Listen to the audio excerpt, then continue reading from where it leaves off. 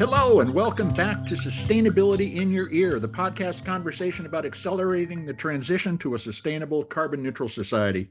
I'm your host, Mitch Ratcliffe. Thanks for joining the conversation today. It's been a while. We've been trying to process all the changes going on in the world and think about what our mission is going forward. And that, let me tell you, is to continue to push the case for sustainability, for regeneration in everything we do as a society. And today we're going to talk about plastic and paper waste, particularly from product packaging. It remains an environmental crisis, with millions of tons of packaging ending up in landfills and the ocean every year. Despite growing consumer demand for sustainable alternatives, many companies still struggle to balance eco-responsible packaging with cost, performance, and their branding needs. And the result? It's a world where companies' convenience wins over sustainability, and the onus to recycle is placed on consumers. So, in other words, companies dump unrecyclable packaging into the market and leave us to clean up the associated mess, as well as to pay the cost of doing it. Our guest today is Elizabeth Corbett, President of Enterprise Sales at AE Global, a leading packaging maker. Elizabeth helps brands in the cannabis, health and beauty, and consumer goods industries transition to packaging that is both smarter and greener. With over 25 years of experience, she has developed growth strategies and designed sustainable packaging for some of the world's largest and most iconic brands, including Estee Lauder, Starbucks Teavana, and Tiffany and Company. Elizabeth argues that businesses don't have to choose between aesthetics, functionality, and environmental responsibility. She says they can have it all. She also works closely with the Ocean Recovery Group, a pioneering initiative dedicated to collecting, cleaning, and recycling ocean-bound plastics to turn waste into valuable materials in an increasingly closed loop that can eventually eliminate plastic pollution. We'll also discuss innovations in reusable, recyclable, and compostable packaging and how brands can achieve sustainability without sacrificing cost effectiveness.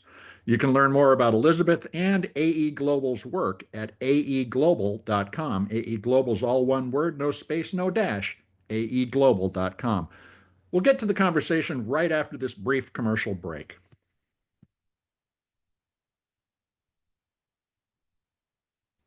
Welcome to the show, Elizabeth. How you doing today? I'm great. How are you? Doing well. Thank you for joining us. We've talked a lot about sustainable packaging on the show, and I was really impressed with what AE Global has done. Can you tell me, as a big picture question to start this conversation, what do you see as the biggest challenges that brands face when trying to transition from a less sustainable to more sustainable packaging? Um, I think everybody's afraid it's going to cost a lot. I Hmm. think that's actually probably everybody's biggest fear.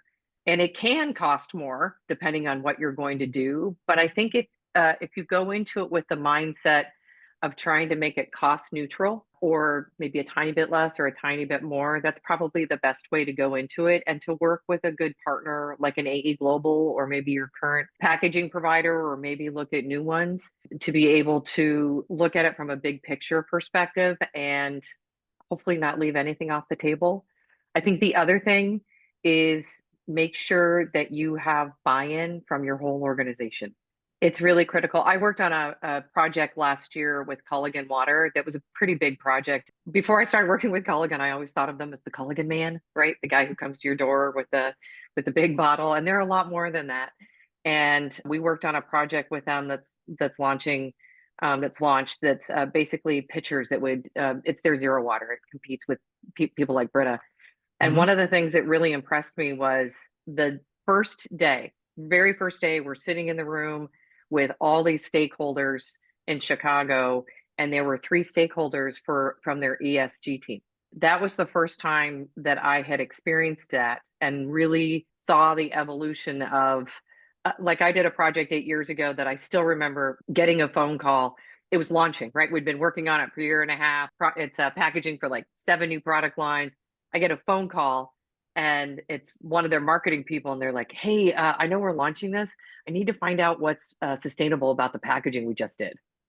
And I'm like, wow, okay. So we started working on that a year and a half ago. The good news is, having grown up in Oregon and having a sustainable mindset, there are decisions that I had made for them and recommendations for them that were able to tie into that. Yes, there are sustainable things that we did, But that never happens anymore. That is something that's table stakes. It's in the very first conversation. It's not, Really?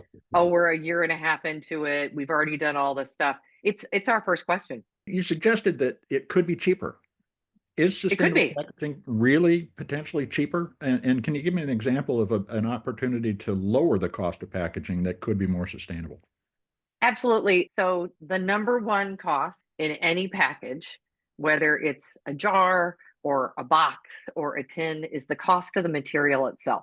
Hmm. So for example, if you're looking at a box, about 50 to 55% of the cost of that box is the material. If you analyze that existing box, for example, and you figure out that it's 10 to 20% too big, and you're able to right size that, I save the customer money and I also made a sustainable move because I reduced the amount of packaging they were using. Going beyond lightweighting, are there other strategies for reducing the cost of packaging by turning to sustainable options? Um, I mean, I don't really think of that as lightweighting, Okay. because lightweighting is different from a cost. Eliminating some of the packaging. Hmm. A good example would be you might have a nutraceutical that for retail it needs to be have a secondary package, but maybe half of your business is direct to consumer. Yeah. So eliminate the secondary package for the DTC. I have more and more customers who are open to having a different experience for direct to consumer versus in retail. So that's a really easy way to reduce costs and to make a move from a sustainability perspective. You're eliminating an entire SKU. Well, you're also, with direct to consumer, you have an interesting opportunity to establish a subscription relationship that also includes reduced packaging. And that seems to me to be a really potentially fruitful way to approach a consumer to say, let's make a difference together. It does. It's funny. Not everybody's open to that yet. From a brand perspective, I'm a big believer in creating a really beautiful jar that can sit on your kitchen counter or it can sit in your bathroom counter and look really nice. Seed would be a really good example. I have another nutraceutical brand that we're working with that we've done a really custom jar concept, custom color. It's going to be a great experience for the customer. And our whole design, our whole idea was to be able to have it on a kitchen counter and it would look fine there. Like I wish my dog supplements came in a nice jar, because right now they're in a plastic jar on my counter. In that case, we were able to go into the program together with my new customer. And from the very start, I said, hey, are you going to have subscription? They said yes. Then we need to do a refill and a flexible. Because the flexible I can do as a 40% post consumer pouch. It's going to be significantly less expensive than your jar, and it's going to Mhm. be significantly less expensive to ship. So those are things to be hopefully, coming up as early in the conversation, but you'd be surprised how many people aren't doing that yet. Why do you think that is? Maybe they're afraid of how it looks for the brand, right? They feel that maybe it looks like it's downscaling the brand. There are a lot of people who are worried about how does it look to be flexible packaging. There are so many things being done in flexible packaging right now that are great from a sustainability perspective, and long term there will be even more. But think about how much less energy it costs to make that pouch than it did the Yeah. jar. Think about the fact that I can make the pouch here and most of the jars are still all made offshore because most of us don't have a choice. So you look at that footprint, just easier from a storage perspective, everything. I can do my pouch 40% post consumer. Long term, we will have better recyclable options and long term, better compostable options. And a lot of that comes down to when you asked your first question, I actually think one of the biggest struggles that we all face is the fact that in the US, our whole recycling composting system is very complicated and doesn't work well. Fragmented at best. That's a really nice way to put it. And when we had talked about the fact that I live part time in Seattle and part time in South Florida. And one of the greatest things in Seattle is I can compost and I can recycle Yeah. almost anything, right? And in South Florida, when I first got here and moved into my home in Fort Lauderdale and figured out I couldn't compost anything, I wrote them a letter saying that they should start a composting program. I'm sure they laughed heartily and put it on a wall because I bet they don't get many of those. But Washingtonian showing up in Florida.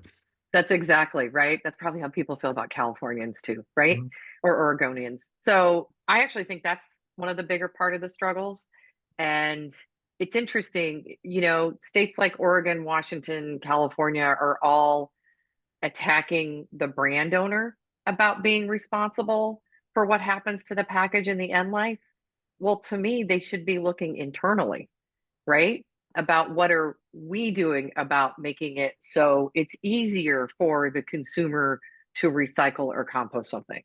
Well, so that brings us to the concept of extended producer responsibility and how do they Right. share the cost with the brands of making it easy for consumers to bring the material back to potential reuse.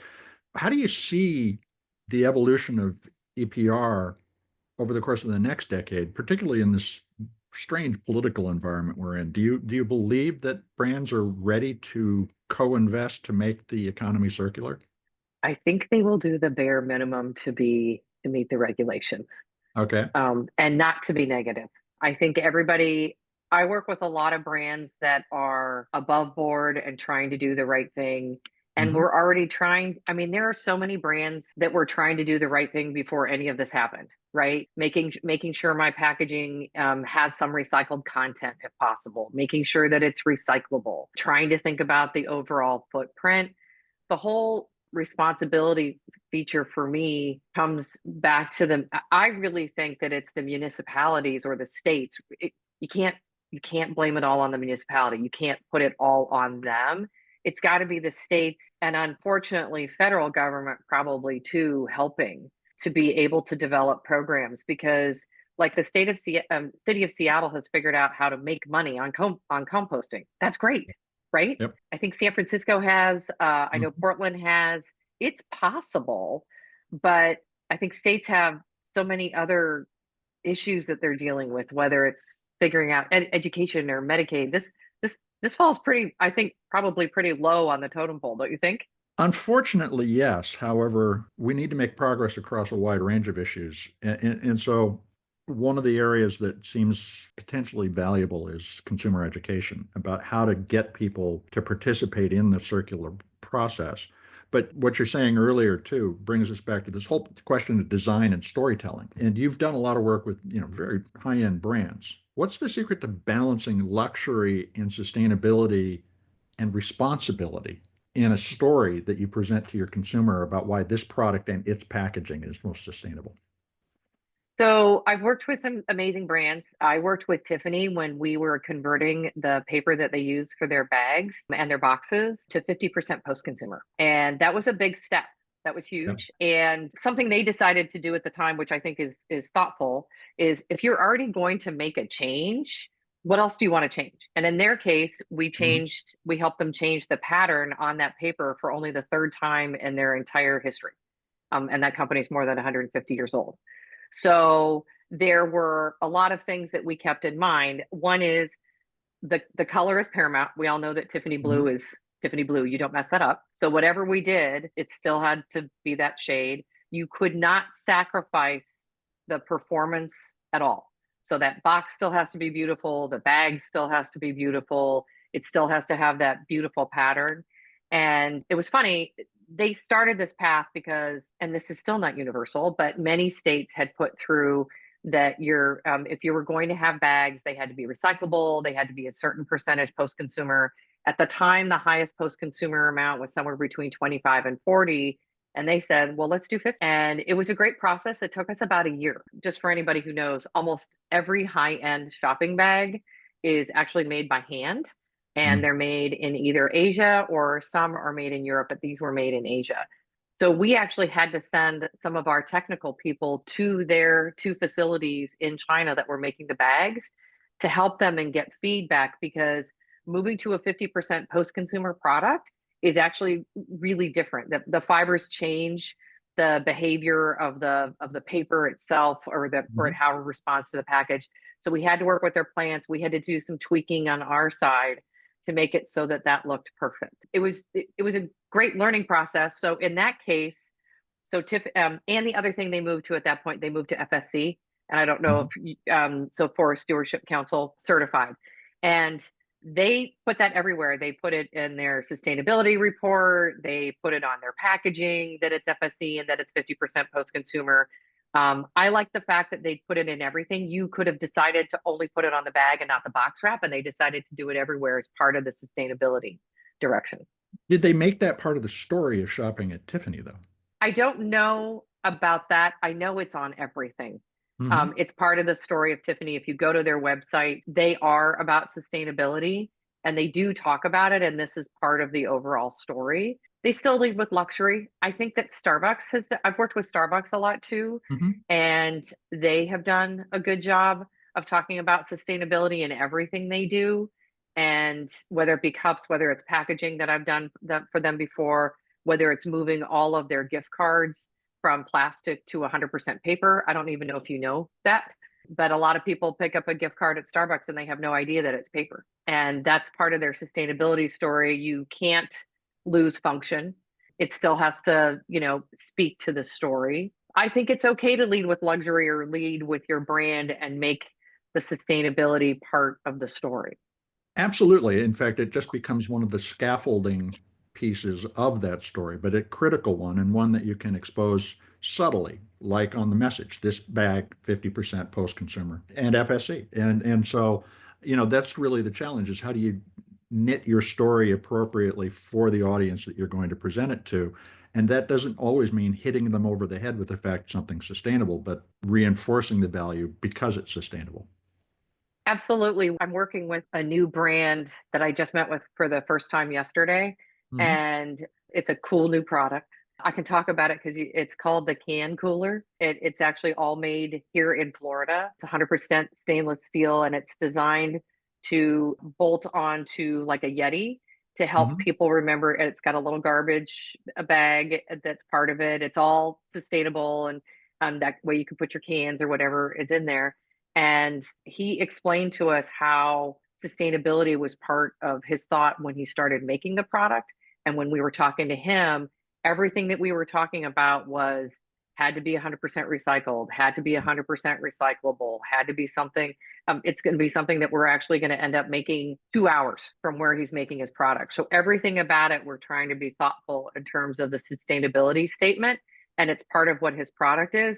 But when you see his product eventually on a shelf, like at Shields in Wisconsin, Hmm. I don't necessarily know if you're going to go, oh, that's sustainable, but it's part of his story. There's a lot of lessons in this conversation, but we have to take a quick commercial break. We're going to be right back.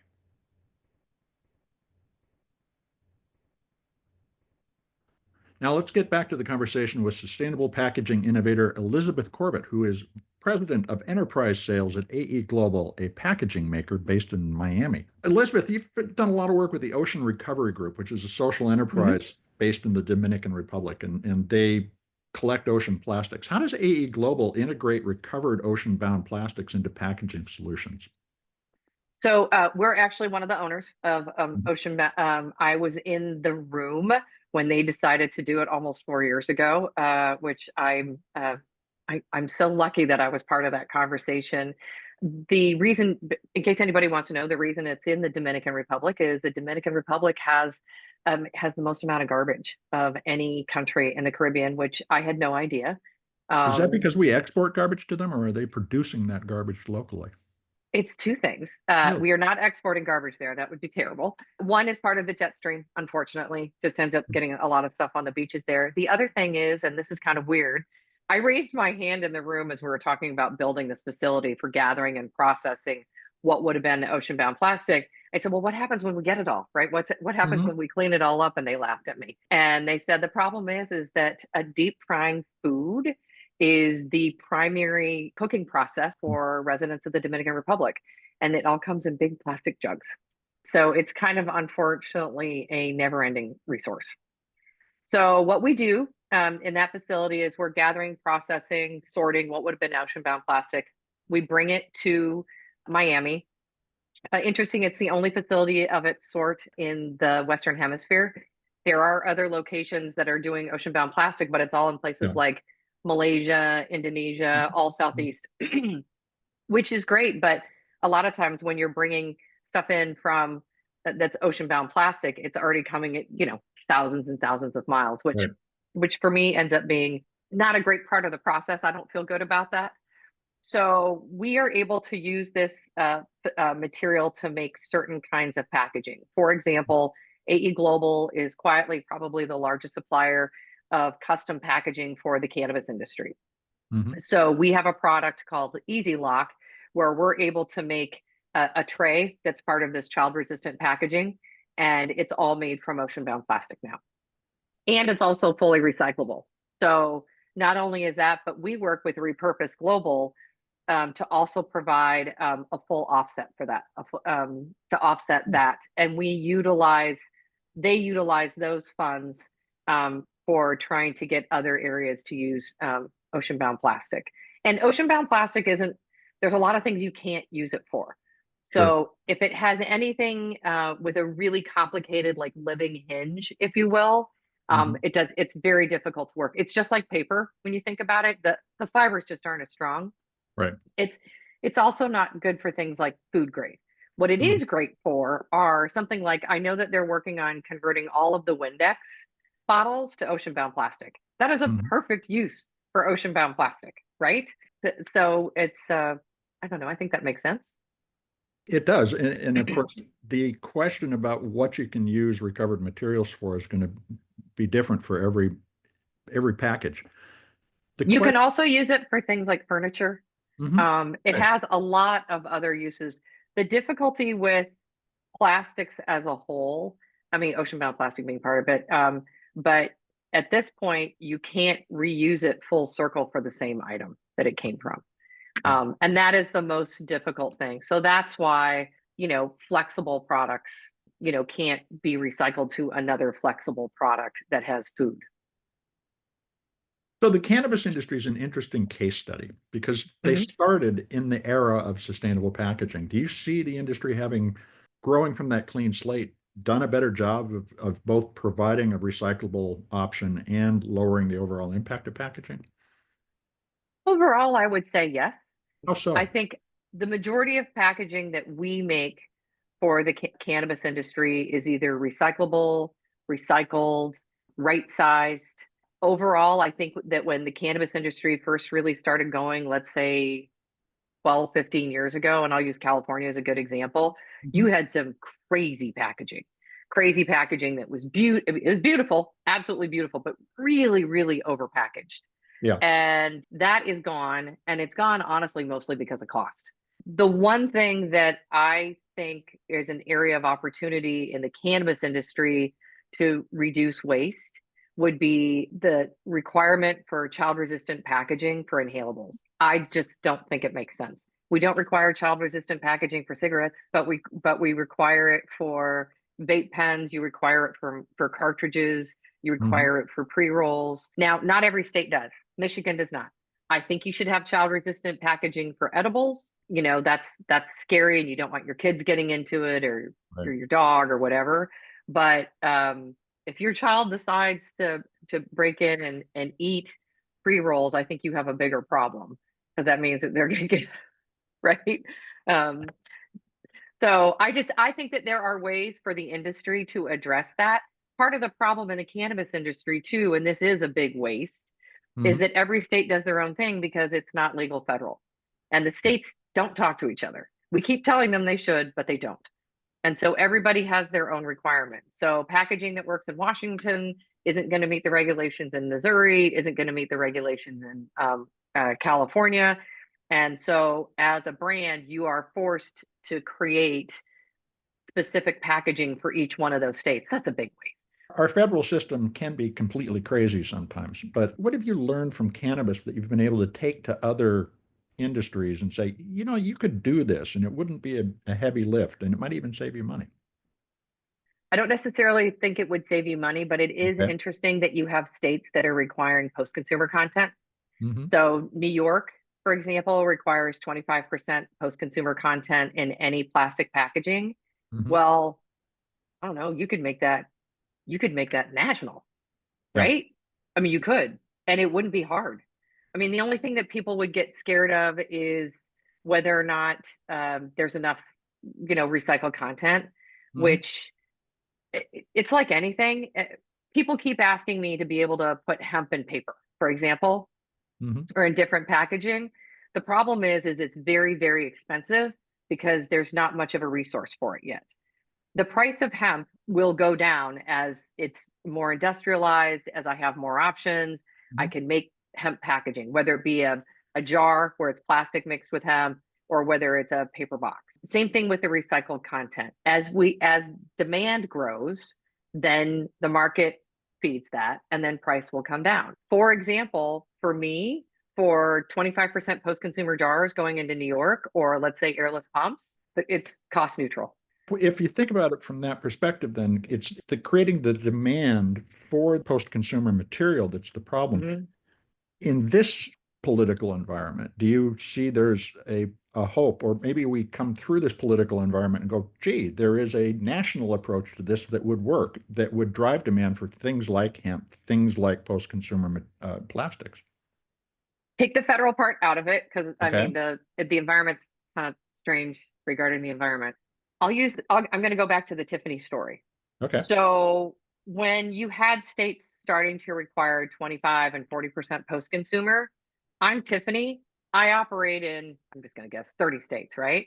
I'm not going to make a bag that only works in California and Washington. Whatever I'm going to do is going to work everywhere. So I have encouraged customers and shown them, let's say that they are doing flour and they're doing packaging in 5 states, right? And New York is one of them, which means that has to be 25% post-consumer, to try to encourage them to buy it in such a way that I get to 25% post-consumer for 5 states, but it ends up being cost neutral, because it would be more expensive if they only bought the New York pouch that way. But if they bought their pouches for all 5 states, then the volume grows, then my price comes down, and then I'm actually able to give them that New York pouch at the same price as they would have bought the other states. That's, I think, the best way to do this in terms of to drive more sustainable actions in terms of packaging. Because if you have a state like California who decides all flexible packaging has to be 25% post-consumer, right? And we give you 3 years to do that. If I'm a cracker brand and I'm in 50 states, I'm just going to use the same packaging for everywhere, right? And you've given me a couple of years to do that. Those kinds of actions will drive more sustainable packaging everywhere. And we've already done it. It happened on the shopping bag front. You just have to give people enough time to figure it out. You have to give all of us enough time to fill the supply chain to make sure that we have enough film, and that works. What about global standards? The EU has the anti-deforestation requirements, which require post-consumer materials in a lot of paper products. Correct. Is support for those global standards potentially the best way for brands to drive the price of these sustainable alternatives down? The paper part's hard only because we've been working with post-consumer fiber now for over 30 years, and it's improved significantly. So I still remember the first 100% post-consumer sheets looked pretty bad. I mean, there was like chunks coming out, or it didn't print well. It's funny how we've all evolved. Now you have just even in the United States, you have great recycling streams. You have great options for 100% post-consumer paper. You don't have to sacrifice in terms of appearance. You don't have to sacrifice in terms of cost. That is possible in whether it be rigid plastic jars. That's possible in flexible packaging. I don't think it's a bad idea. I think it just takes, again, you've got to make sure that you have the supply chain. You could follow certain requirements in Europe as long as you have the supply chain to do it. I mean, Right. their market's just smaller. So what advice would you give to a company that listens to this conversation and says, boy, we should try this sustainable packaging thing? What would you tell them what are the first questions to ask or decisions to make? There's 2 ways to do this. You can choose, a perfect example is what we did with Culligan. We did this with a new brand and we did it with an existing brand. And you can start from scratch and make sure that it's understood at the very beginning what you're trying to achieve, and actually look at, okay, does it cost me any more to do 30% post-consumer in this packaging? Does it cost me any more to do FSC? If there's plastic, what's my cost considerations for doing 25 or 40%? If it's an existing brand, and this is what we've done. I worked with a brand last year that it had 150 SKUs, and we sent all 150 SKUs to our location. I spent 2 days personally with our VP of innovation looking at every single box. In that case, we found probably 40% of the boxes were too big, and they were shocked. This happens all the time. You have companies that have bought brands, right? Like I just came from Expo West, and one of the booths there has 8 brands that used to have their individual booths that they've bought, right? So if you're a company and you keep buying brands, I guarantee you're not looking at every box or bag or anything or jar that you've just bought. And that's what happened to this company. So it was a matter of looking at each one individually, figuring out there were some items we could lightweight. They had 5 items that actually had plastic thermoform inserts that we were able to convert to corrugated. I mean, that's an easy lift, right? Yeah. Really easy lift. And in that case, we were able to make it cost neutral because the corrugated insert was more, but we made the size of the box smaller. So overall, it ended up being cost neutral. Making sure that in this case, some of the products had been manufactured in China. And so they were doing a matte litho to it in China. So it was making it not recyclable. They had no idea, right? Nobody had ever had that conversation with them. And the one thing I would say is be really, really open-minded, because when I gave this customer the feedback in the very first meeting, and it was this huge group of 20 people, and you have to remember, you never want to tell somebody's baby that it's ugly. Yeah. Right. And so at the very beginning of the conversation, I started getting some pushback, and they were like, that can't be. That there's no way that any of our boxes are too big. And I had to take a step back, and I was like, hey, you guys have bought all these companies, right? Have you personally held every single one of these 150 boxes? I just did.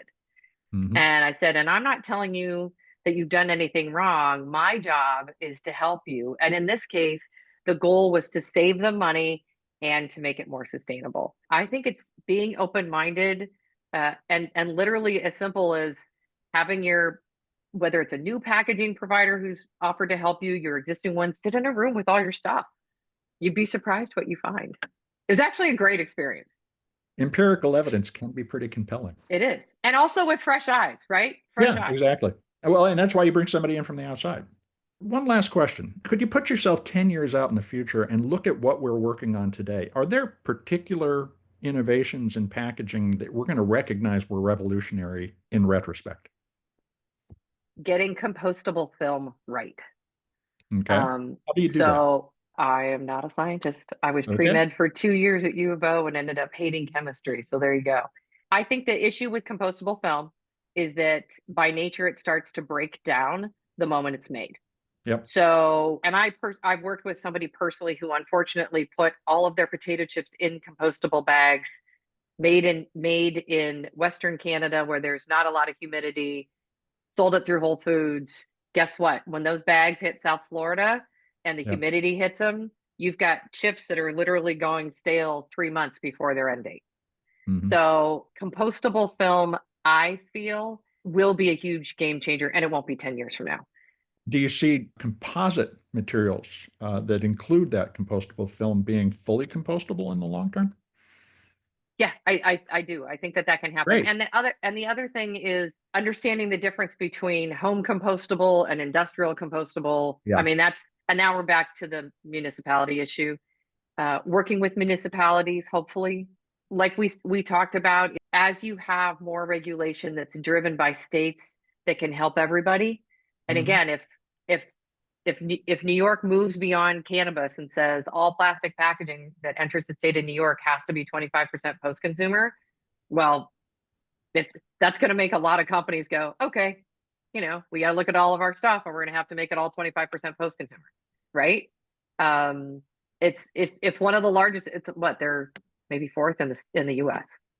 You'd have to make it happen for everybody. Exactly. Or California or Texas or Florida could do this as well. Yep. Not as likely, Absolutely. but the opportunity to create new industries exists if we do so.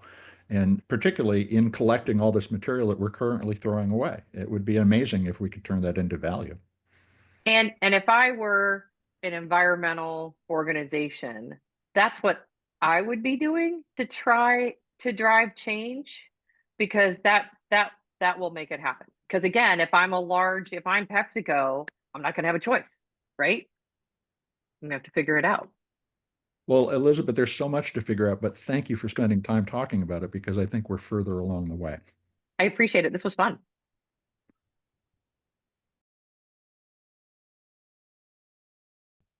You've been listening to a conversation with Elizabeth Corbett, who is president of enterprise sales at AE Global, a packaging innovator that works with some of the world's top brands to reduce the environmental impact of their packaging.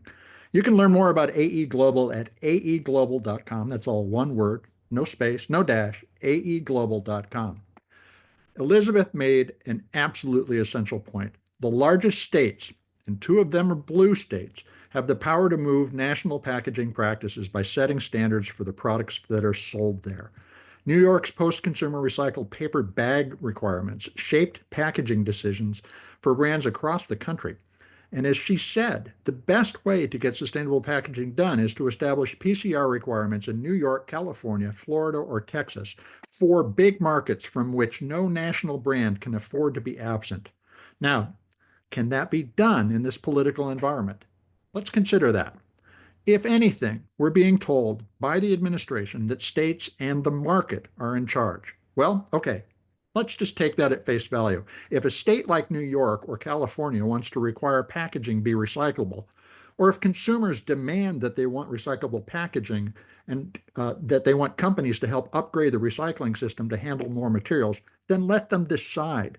Don't tell them what to do. Let them make the choice that you're talking about. That's the freedom that we want. You may say it's not fair for California to set higher standards, such as for tailpipe emissions, but if you believe states, not the federal government, should lead, then pick your lane and let California take the risk that Coke, Pepsi, Unilever, Procter & Gamble, Ford, Chevy, and all the automakers might move out of the country, just abandon the shoppers in those states. Let the states decide and let consumers choose sustainability. It's better than allowing ideology to dictate how we all live, because this is the United States, not some authoritarian backwater. Freedom means choice, so let's start choosing sustainability. That's the conclusion that we reached here at Earth911 as we watched the events following the inauguration.